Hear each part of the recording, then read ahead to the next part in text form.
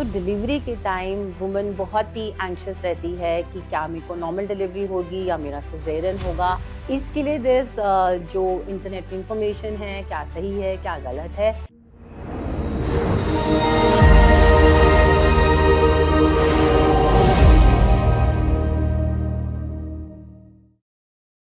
So congratulations now that you are pregnant. और हमारे 9 महीने निकल चुके हैं और अब हम डिलीवरी के लिए तैयार हो रहे हैं। तो डिलीवरी के टाइम वुमन बहुत ही एंग्शियस रहती है कि क्या मेरे को नॉर्मल डिलीवरी होगी या मेरा सिजेरियन होगा। अंदर ही कहीं ना कहीं मोस्टली सब वुमन चाहते हैं कि मेरा नॉर्मल डिलीवरी या नेचुरल तरीके से बर्थ हो। इसके लिए जो इंटरनेट में इंफॉर्मेशन है, क्या सही है क्या गलत है, और ओपीडी में बहुत बार ये क्वेश्चंस पूछा जाता है। तो आइए आज हम एक एक करके उसको डिस्कस करते हैं।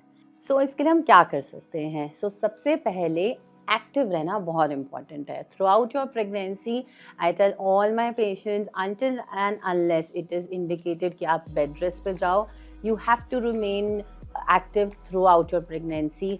30 मिनट्स की वॉक सुबह और 30 मिनट्स की वॉक शाम में आप ब्रेक्स में ज़रूर करिए। इससे क्या होता है कि आपकी जो पेल्विक फ्लोर मसल्स हैं उनको ब्लड सप्लाई बना रहता है और वो उनकी स्ट्रेंथनिंग हो जाती है, उनका स्टैमिना बिल्ड रहता है और डिलीवरी के टाइम वो मसल रिलैक्स होने में और बेबी डिलीवरी करने में आपकी हेल्प करेंगी।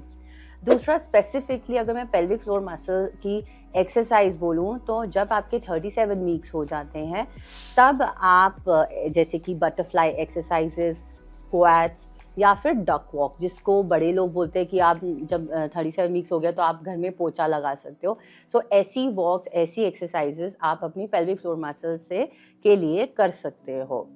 नेक्स्ट आई विल से कि स्ट्रेस इज़ वेरी इंपॉर्टेंट, कि आप स्ट्रेस को, एंग्जाइटीज़ को कम रखिए।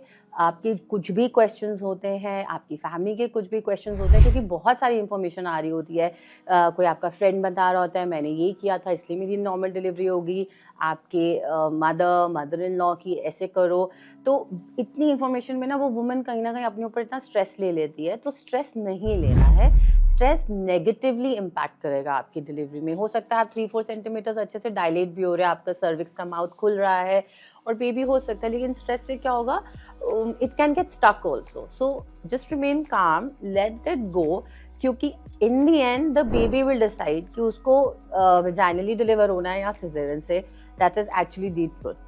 और हम क्या क्या कर सकते हैं, कुछ ऐसी चीज़ें होती हैं जो 37 वीक्स के बाद आप कर सकते हो, जैसे कि nipple stimulation, intercourse in the and, अगर आपके डॉक्टर आपको एडवाइस करते हैं एंड इट्स नॉट कॉन्ट्राइंडिकेटेड।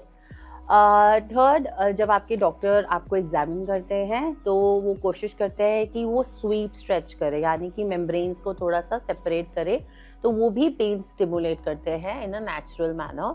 और कुछ ऐसी मेडिकेशन है जो आपके अपने डॉक्टर के एडवाइस पे ही लीजिए, जैसे कि एनीमा लगवाते हैं या फिर कैस्टर ऑयल, क्योंकि वो थोड़ा सा डायरिया कर सकता है, but only if your doctor tells you to have that. अगर आप ये सारी चीज़ें करते हो तो आपके नेचुरल बर्थ होने के चांसेस इंक्रीज हो जाते हैं।